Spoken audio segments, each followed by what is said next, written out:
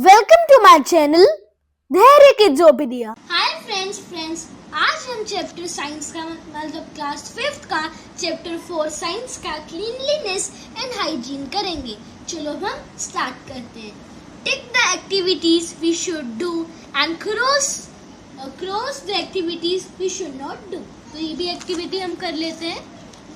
तो सबसे पहला है कि एक बॉय जो खा रहा है उस पे हाउस फ्लाइज चल रही हैं और वो तब भी खा रहा है, मतलब एक गुड हैबिट नहीं है, उस फूड को हमें नहीं खाना चाहिए। ठीक है, तो इसलिए हम क्रॉस लगा देंगे। उसके बाद ये जो लड़का है, मतलब ये जो बॉय है, अपने हैंड वॉश कर रहा है, शायद से वो हैंड वॉश कर रहा है। यस, वो हैंड वॉश कर रहा है सोप से। तो ये अच्छी बात है कि हमने हमेशा हैंड वॉश करने चाहिए, है ना, अच्छे तरीके से। उसके बाद जो दूसरा बॉय है, जो दूसरा लड़का है, वो हैंकर चीफ पे, जो उसका हैंकी है, हैंकी बोल लेते हैं, हैंकर चीफ और हैंकी सेम होता है, तो उसका हैंकी है वो उस पे स्नीज कर रहे हैं। ये भी एक गुड हैबिट है, तो इस पे भी हम टिक लगा दें। आगे चलते हैं। आगे क्या है? How do you feel when you have a fever? तो आपको फ्रेंड्स कैसा लगता है कि जब आपको बुखार हुआ होता है, आपको लगता है कि आप बड़े वीक हो, टायर्ड हो, कुछ होता नहीं है ना जब बुखार हो। तो हम ना बाहर जाके खेल सकते हैं, ना हम अंदर खेल सकते हैं, ना हम भाग सकते हैं अपने दोस्तों के साथ। तो जब हमें बुखार ज़्यादा हो जाता है तो हम स्कूल की छुट्टी भी मारते हैं, क्योंकि स्कूल में इतना काम होता है। फीवर होएगा तो होएगा नहीं, क्योंकि एनर्जी नहीं है तो कुछ नहीं होएगा, है ना। तो हम जब भी फ्रेंड्स मैं ये आपको चीज़ बताता हूँ, सबसे पहले हमारी हेल्थ अच्छी होनी चाहिए, उसके बाद हमें स्टडीज़ पे ध्यान देना चाहिए। तो वही, जब हमारी हेल्थ नहीं अच्छी होगी तो हम पूरी अच्छे से स्टडी नहीं कर पाएंगे, है ना। अगर हमारी हेल्थ नहीं होगी, हमारा मन ही नहीं करेगा कि हम कुछ पढ़ें, तब तो फ्रेंड्स टीवी भी नहीं देखने का मन करता, है ना, कि हमें बस वीकनेस और टायर्डनेस लगते हैं, है ना हम पढ़ते हैं, ना हम स्टडी करते हैं। तो हमें हमेशा so to do all things you want, you must be healthy। तो आपको जितने भी थिंग्स करनी, मतलब जितनी भी चीज़ें करनी है, उसके लिए हमें हेल्दी रहना पड़ेगा। तो फ्रेंड्स, जो गुड हेल्थ होती है वो हमें फिट रखती है, स्ट्रांग रखती है और एक्टिव रखती है ना। अगर फ्रेंड्स हम हेल्दी होंगे तो हम हैप्पी होंगे। अगर हम हैप्पी होंगे तो हम बहुत सारी चीज़ें कर पाएंगे, क्योंकि अगर हमारी हेल्थ अच्छी होगी उसकी वजह से हम कुछ भी कर सकते हैं। अच्छी तरह पढ़ेंगे, अच्छी तरह टीचर्स को सुनेंगे, उनकी तरफ अटेंशन देंगे और भी बहुत सारे काम अच्छे से करेंगे। तो इसलिए इम्पोर्टेंट है कि हमें हेल्दी होना ज़रूरी होना चाहिए, मतलब हमें हेल्दी रहना चाहिए। हमें ना जंक फूड खाना चाहिए। तो फ्रेंड्स, सबसे पहले जंक फूड हाँ वंस अ वीक खा सकते हैं, वो भी वंस अ वीक हमने थोड़ा सा खाना है। और जो हमने वंस अ वीक खाना है वो स्ट्रेट फूड नहीं खाना, फास्ट फूड नहीं खाना, उससे हम बीमार हो सकते हैं, उससे हमारी हेल्थ खराब हो सकती है ना। तो फ्रेंड्स, अब हम करते हैं personal cleanliness and healthy habits. अब मैं आपको कुछ पर्सनल क्लीनलीनेस बताऊंगा और कुछ हेल्दी हैबिट्स बताऊंगा। तो फ्रेंड्स, हमेशा मतलब रोज हम खुद को क्लीन रखते हैं, बहुत सारी गुड हैबिट्स करते हैं। Ensure cleanliness and good health. मैं आपको बताता हूँ, the good habits that ensure cleanliness and good health are called hygiene. तो हाइजीन क्या होता है? जो गुड हैबिट्स इंश्योर करता है और क्लीनलीनेस होती है और गुड हेल्थ होती है, उसे हम क्या कहते हैं? हाइजीन। तो हाइजीन बहुत सारे डिसीजेस को प्रिवेंट करती है और हमें हेल्दी रखती है। आगे मैं आपको ये समझाऊंगा, एक बार मैं आपको फिर से समझा देता हूँ। The good habits that ensure cleanliness and good health are called hygiene. तो फ्रेंड्स, जो गुड हैबिट्स इंश्योर करती हैं, जहाँ पूरा क्लीन हो, मतलब जहाँ क्लीनलीनेस हो और गुड हेल्थ हो, उसे हम क्या कहते हैं? हाइजीन कहते हैं। तो हम अपनी बॉडी की केयर कैसे रखते हैं, सबसे पहले हम इसके बारे में पढ़ते हैं। हम अपनी बॉडी की कैसे केयर कर सकते हैं। सबसे पहले तो ये पॉइंट सबको पता है कि हमें एक रोज बाथ लेना चाहिए, मतलब हमें रोज नहाना चाहिए, और नहाना भी चाहिए with clean water and soap. और हमें जो हमारी जितनी भी स्वेट और डर्ट होती है, अच्छे से सोप को रगड़ के नहाना चाहिए।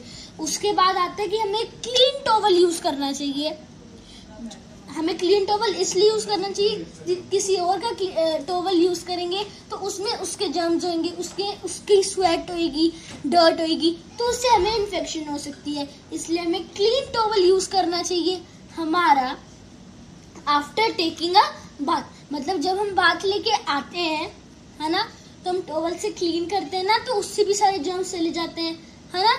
तो उसके बाद हमें ये फ्रेंड जो मैं आपको पॉइंट बताऊंगा ये बहुत इम्पोर्टेंट है। जो हमारे नेल्स होते हैं ना, जब भी बड़े हो ना, हमें उसको काट लेना चाहिए, क्योंकि जब हम उसको नहीं काटते उसमें क्या होता है, वो बड़े हो जाते हैं और उसमें बड़ी सारी डर्ट बढ़ जाती है अंदर।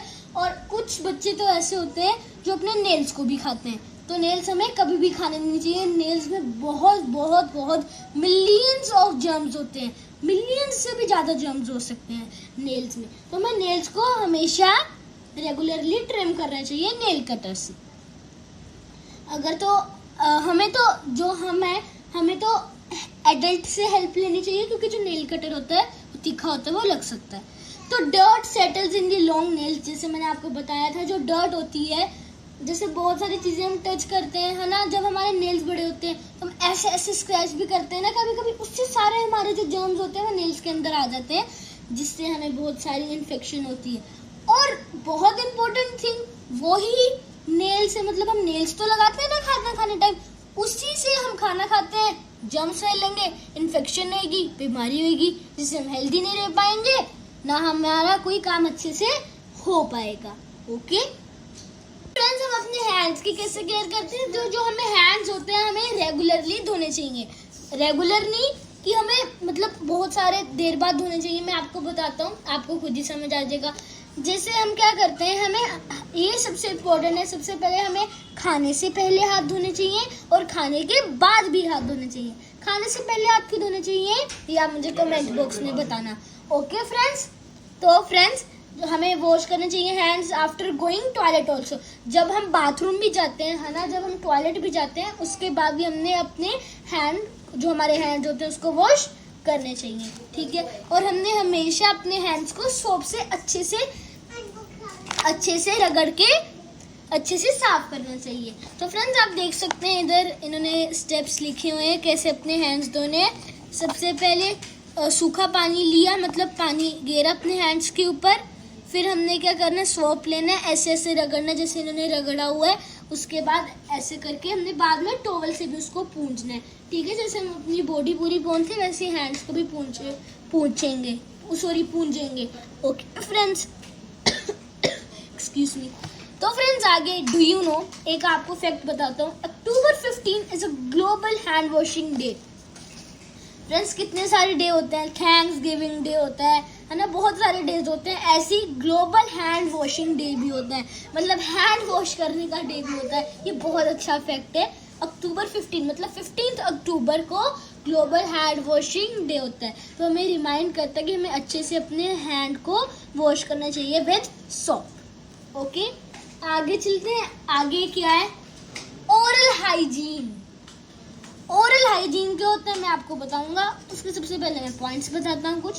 तो जो ओरल हाइजीन होता है उसमें सबसे पहले क्या होता है, हमें जो हमारा ब्रश होता है, मतलब हमें अपने टीथ को ब्रश करना चाहिए ट्वाइस अ डे।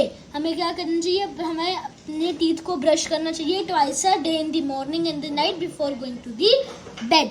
और फ्रेंड्स मैं आपको एक और चीज बताता हूँ, जब भी हम खाना खाते हैं बार बार तो हम ब्रश कर नहीं सकते, तो हमने थोड़ा सा पानी लेना है और उसको मुंह में थोड़ा ऐसे रख के बाद में उसको फेंक देना। उससे भी जो डर्ट होती है, जो चिपकापन होता है ना टीथ में, रोटी कभी कभी टीथ के अंदर चली जाती है, बाद में से निकलती नहीं है, उस पानी से निकल जाएगी और फिर से आपके टीथ पूरे चमकने शुरू हो जाएंगे। अगर देखो ब्रश तो बार बार कर नहीं सकते, तो यही मेथड है। तो उसके बाद आता है clean your tongue with a tongue cleaner. तो फ्रेंड्स एक अब वो आता है, क्या कहते हैं, जब हमने अपना टंग क्लीन करना हो ना, क्योंकि जब हम ब्रश करते हैं, जब हम खाते हैं तो टंग का यूज होता है, तो उससे भी साफ करना होता है ना। तो उसके लिए भी एक क्लीनर होता है, टंग क्लीनर, तो उससे भी हमें साफ करना चाहिए। हमने फ्लोस करना चाहिए regularly to remove food stuck between the teeth. तो मैंने आपको बताया था, जैसे बार बार हम फ्लोस तो यूज़ कर नहीं सकते हैं, है ना, तो हम पानी थोड़े सा ले सकते हैं और उसको मुंह में रख के बाद में फेंक सकते हैं, ठीक है। और अगर जैसे हम सुबह सुबह होते हैं तो सुबह सुबह और रात को हमने मतलब ब्रश करना होता है प्रॉपरली, तो क्या करते हैं हम फ्लोस लेते हैं जो हमारे टीथ के अंदर हो, सारी जो हमारा फूड स्टक हुआ टीथ के अंदर, उससे हम उसको निकाल सकते हैं। Okay friends, rinse your mouth properly after every meal, तो जो मैंने आपको बताया पानी लेके उसके गरारे करके तो उसको बाद में फेंक देना। ओके फ्रेंड्स, तो हमें विजिट करना चाहिए डेंटिस्ट एवरी 6th, मतलब हमें जो विजिट करना चाहिए डेंटिस्ट को एवरी 6 मंथ्स आफ्टर, मतलब जब भी 6 मंथ हो जाएंगे हमें एक डेली 6 मंथ का विजिट करना चाहिए डेंटिस्ट को।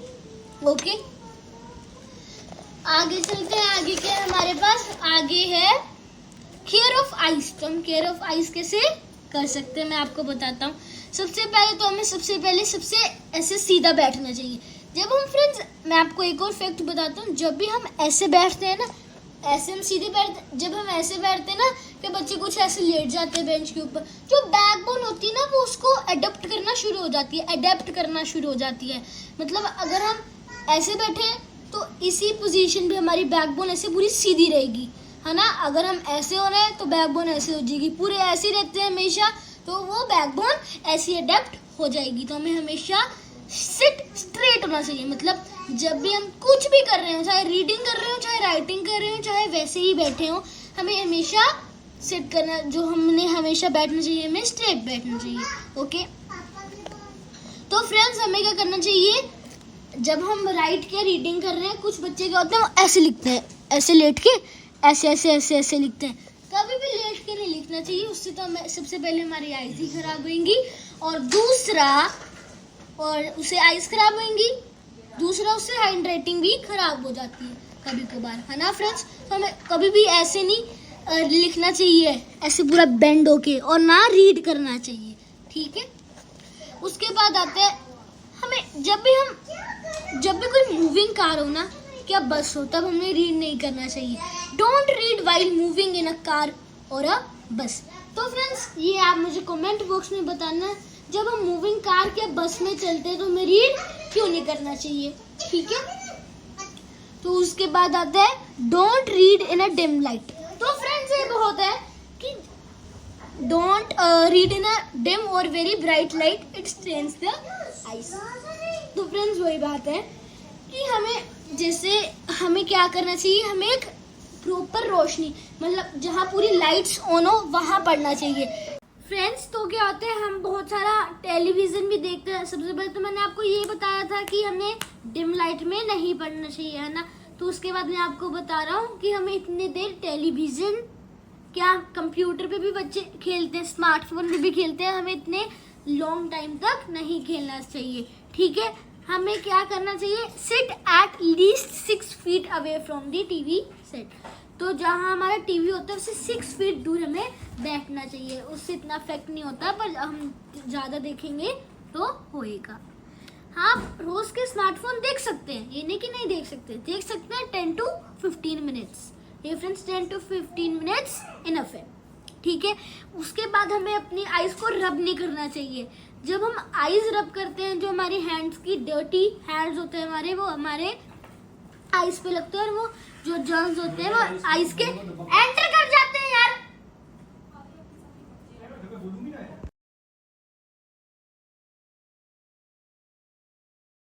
Second, loud sound from loud speakers can damage our dash. तो फ्रेंड्स जो लाउड साउंड, जो लाउड स्पीकर्स की, मतलब जो लाउड साउंड्स होते हैं लाउड स्पीकर से, वो हमारे क्या डैमेज कर सकते हैं, ईयर्स। तो इधर हम ईयर्स लिख देंगे।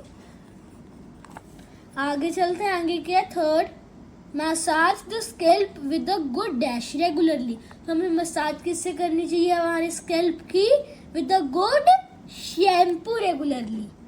तो हम इधर शैम्पू लिख देंगे।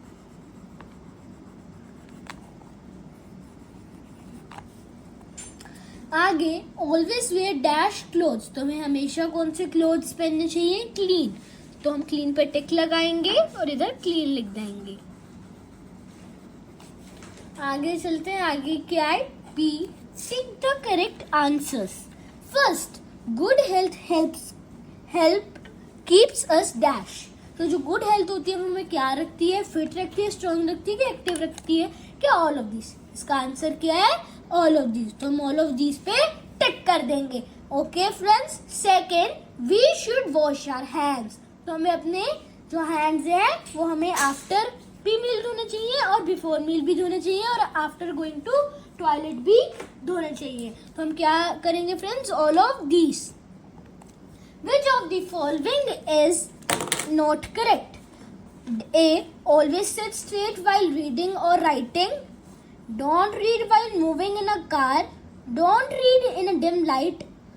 Always read while lying down. तो इसमें से करेक्ट कौन सा नहीं है? डी. डी करेक्ट नहीं है क्योंकि हमें हमेशा स्ट्रेट होके कुछ भी चीज पढ़नी चाहिए, पर इधर लाइंग डाउन लिखा है तो ये गलत हो जाएगा. तो इधर हम टिक लगा देंगे. Preeti has long fingernails. She often feels stomach pain. This is because germs lie under the fingernails. Nail polish kills germs. The nails are food for germs. Nails gives us calcium. Germs lie under the fingernails. तो friends ये correct answer है. ठीक है, तो इधर हम टिक लगा देंगे. तो आगे चलते हैं. आगे क्या है? Clean food and water. Friends इसका सबसे पहला पॉइंट क्या है? Wash the vegetables and fruits थ्रूली before eating. ठीक है, तो फ्रेंड्स ये जो पॉइंट है हमें कहता है हमें वेजिटेबल्स और फ्रूट्स दोनों को हमेशा धोना चाहिए खाने से पहले, क्योंकि जब हम वाटर मतलब जब हम उसे साफ करते हैं जो उसके छोटे छोटे माइक्रो ऑर्गेनिज्म और हार्मफुल केमिकल्स होते हैं वो इससे निकल जाते हैं. ओके फ्रेंड्स, ऐसे आपने सुना होगा ना, जैसे रूट होती है, जैसे कैरेट होती है, रेडिश होती है, पोटैटो होते हैं, वो सॉइल के अंदर से निकलते हैं, है ना. तो उसमें बड़े सारे माइक्रो ऑर्गेनिजम्स होती है, डर्ट होती है और हार्मफुल केमिकल्स होते हैं.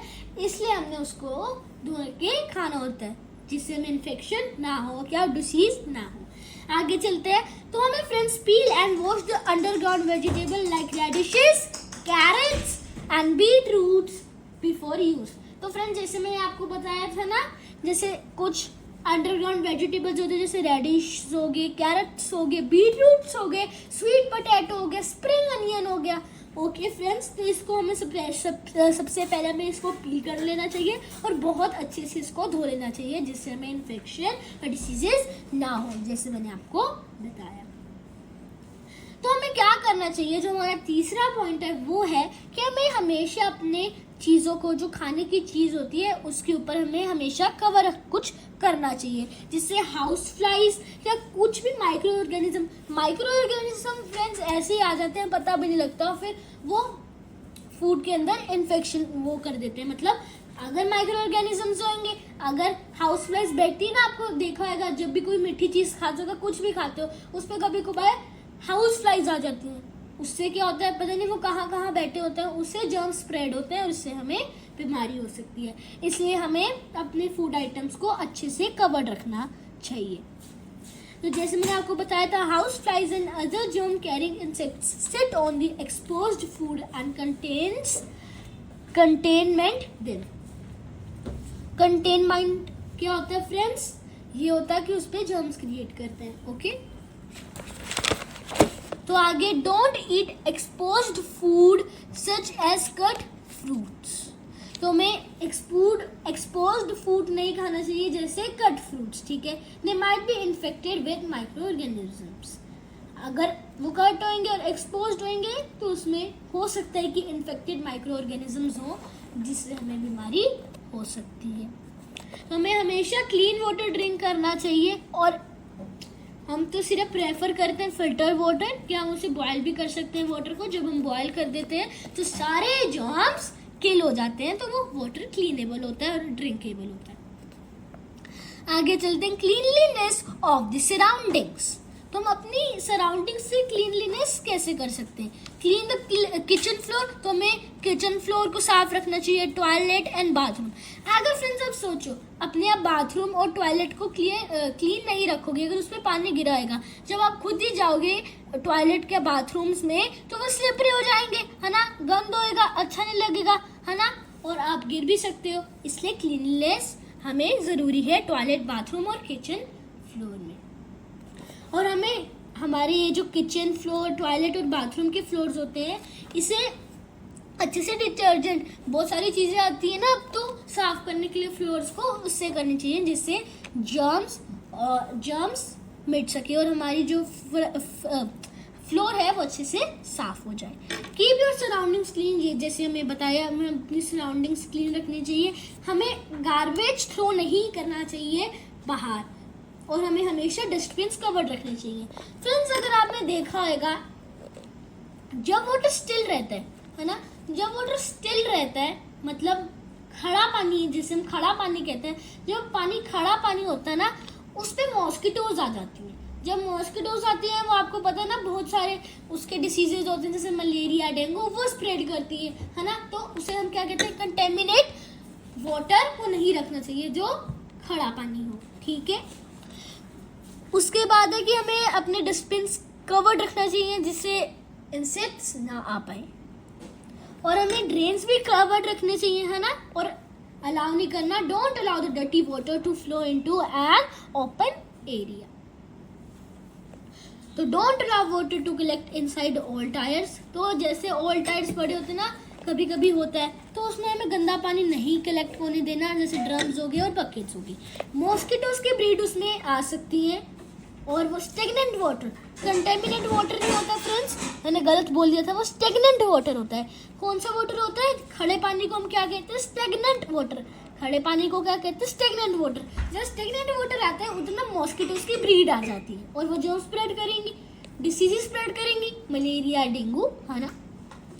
उसमें भी आपको मैं आगे बताऊंगा कि मलेरिया कौन से मॉस्किटो से स्प्रेड होता है, डेंगू कौन से मॉस्किटो से स्प्रेड होता है, अलग अलग है। कूलर स्क्रीन रखने चाहिए, clean the coolers regularly, put wire screens और nets on the doors and windows of the houses to prevent the entry of flies and mosquitoes. तो हमें क्या करना चाहिए, जो हमारे डोर्स होते हैं, विंडोज होते हैं, हमेशा हमें उसको बंद रखना चाहिए जिससे फ्लाइज और मॉस्किटोज ना आ पाए, उसको बंद रखना चाहिए।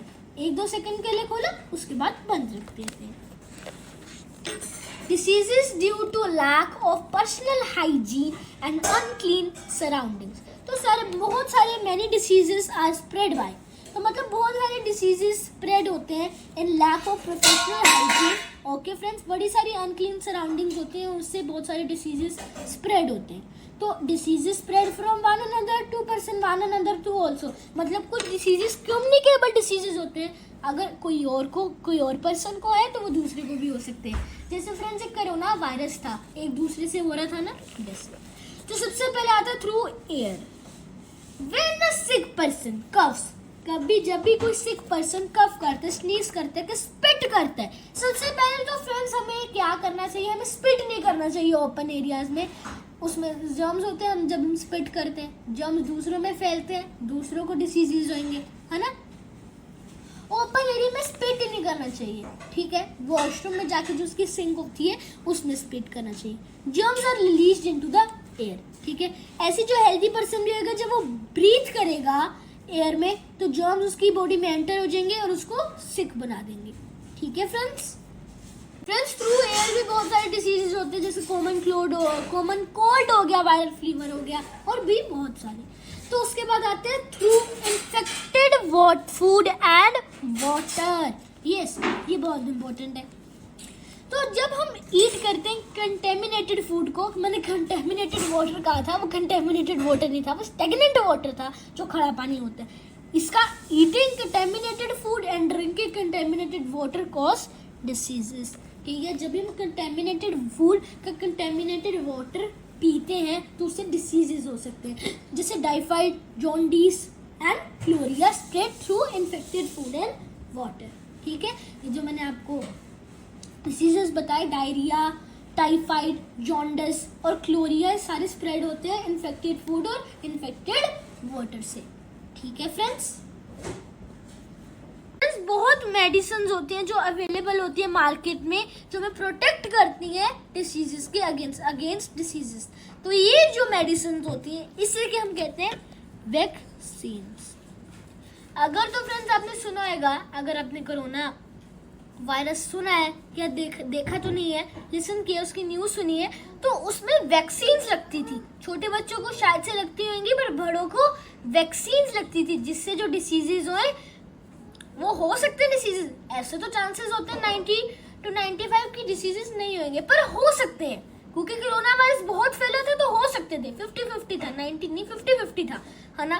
वैक्सीन काम करती थी, अगर तो हो जाएगा तो थोड़ा सा होएगा, ठीक है। पर अगर ज्यादा ही भयंकर कोरोना वायरस में हो जाता था, पर तब भी वैक्सीन लगानी पड़ती थी। तो फ्रेंड्स, इस प्रोसेस को, गिविंग वैक्सीन्स को हम क्या कहते हैं, वैक्सीनेशन।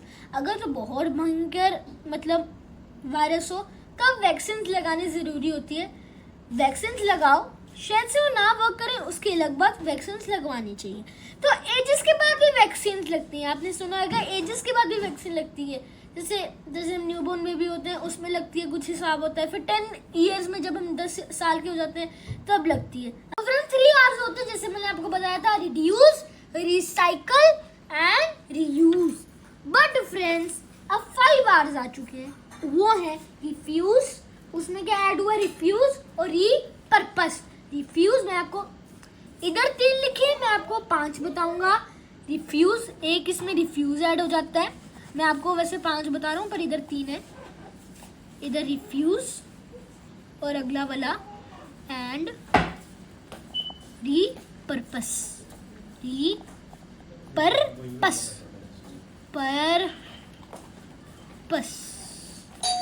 ओके फ्रेंड्स, तो फ्रेंड्स सबसे पहले मैं आपको रिड्यूस बताऊंगा। Reduce means creating less waste. तो जब हम अपना क्रिएट लेस वेस्ट करते हैं, स्पेशली नॉन बायोडिग्रेडेबल वेस्ट, तो उसे हम सम वे में हम उसे रिड्यूस वेस्ट कहते हैं।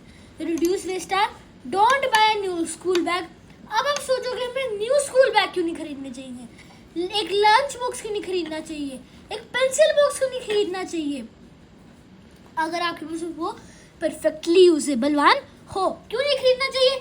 देखो, एक बैग होगा मेरे पास synthetic, lunch box steel, pencil box steel, wood, जिसका भी आप बनाना चाहते हैं, सारे के नॉन बायोडिग्रेडेबल वेस्ट है, नेचर को हार्म कर सकते हैं, है ना। तो हमें नहीं खरीदना चाहिए अगर हमारे पास बैग, पेंसिल बॉक्स, बॉटल पहले से अच्छी सलामत पड़ी हो। कैरी हमें खुद के क्लॉथ बैग्स करने चाहिए, क्योंकि जब भी हम शॉपिंग करने के लिए जाते हैं तो वो पॉलीथिन्स दे देते हैं। पॉलीथिन्स फ्रेंड्स अच्छे नहीं होते नेचर के लिए, तो इसे रिड्यूस करना चाहिए, खुद के क्लॉथ बैग्स लेने चाहिए। और फ्रेंड्स यूज मेटल और चाइना प्लेट्स।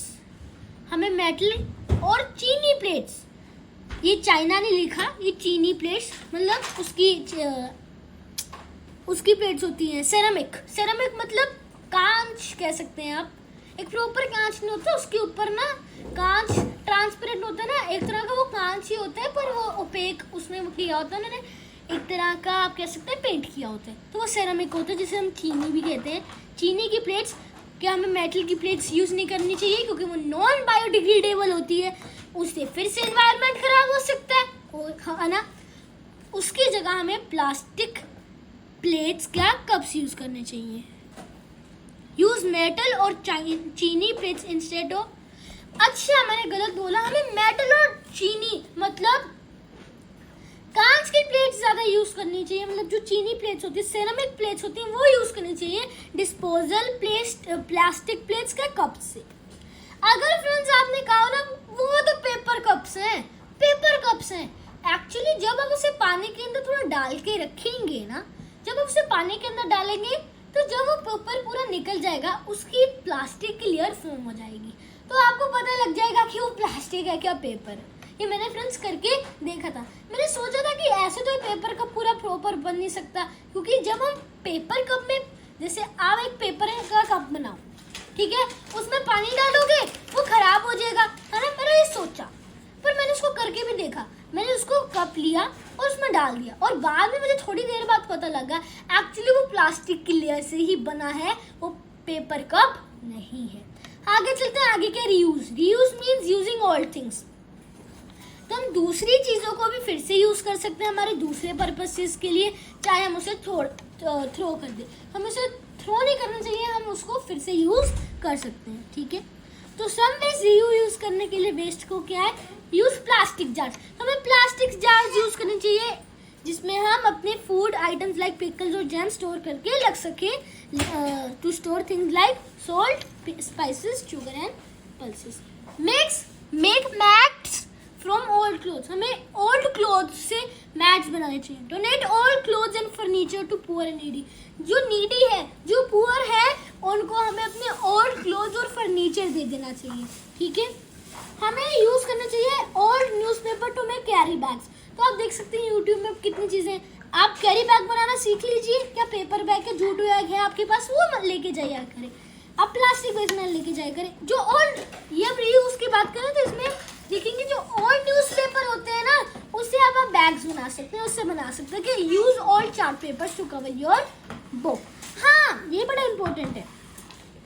कुछ बाइंड करवाते हैं ना, उसको क्या कहते हैं, बुक्स को, वो भी प्लास्टिक होता है। क्या कुछ प्लास्टिक के कवर से लगा देता है, वो भी प्लास्टिक होता है।